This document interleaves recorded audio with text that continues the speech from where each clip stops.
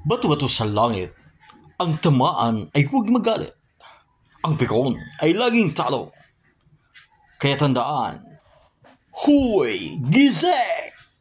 Ngayon, tignan nyo naman ang mga binoto nating Senado na mga alagad ni Presidente Marcos Bangag Jr. Kung makaimbestiga sila kay Sara Duterte, nung humihingi si Sara Duterte ng pondo, abay si Ira Hontiveros, yung si Risa Hontiveros, kung makaimbestiga, akala mo naman anghel. Ikaw ang tanungin namin ni Risa Hontiveros, yung kinurakot mo, yung ninakaw mo, na 90 billion sa PhilHealth, saan mo pinunta? Tapos kung makaimbestiga ka, akala mo malinis ka? Isa kang crocodile na malaki. Tapos yang si Tambaluslos naman, Martin Lumuanes na parang elepante. Yang laki ng tiyan mo, bawasan mo bago ka magpresidente. Wala nang uupo sa inyo, kaya lang kayo naupo sa Senado at sa Presidente dahil sa kay Sara Duterte. Kung hindi lang kayo dumikit kay Sara Duterte, kahit kagawad hindi nyo makuha. Wala kayong makukuha, wala kayong utang na loob.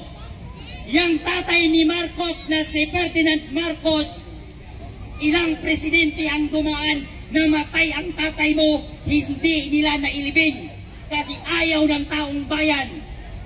Dumating si Duterte sa pagkapangulo, ipinalibing ang tatay mong bangag ka. Ngayon, ikaw ay dumikit kay Sara Duterte, nanalo ka dahil sa kawalang hiyan mo at wala kang utang na loob. Nung naupo ka, tinrider mo ang pamilya Duterte. Ngayon, lahat ng anti-Duterte, alam nyo na ang meaning yan. Ibig sabihin, adik yan. Yes.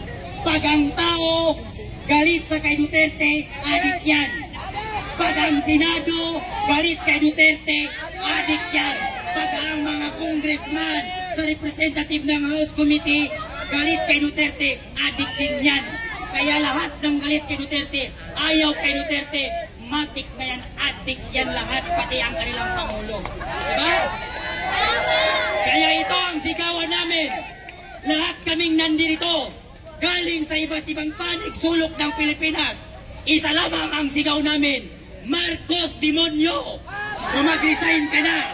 Ngayon, ipapapatay niyo pa ang aming mahal na Vice Presidente? Nagkakamali kayo dyan. Kahit ialis nyo pa ang mga bodyguard, ang sundalo ng Moro ay handang mag-bodyguard at sumuporta sa kay Duterte at sa anak niya. Kaming mga Muslim, handa kaming magpakamatay para sa pamilya ni Duterte. Dahil dyan, mag-resign na kayong lahat dahil wala kaming mapapala sa inyo. Puro kayo bangag, puro kayo adik, puro kayo bobo.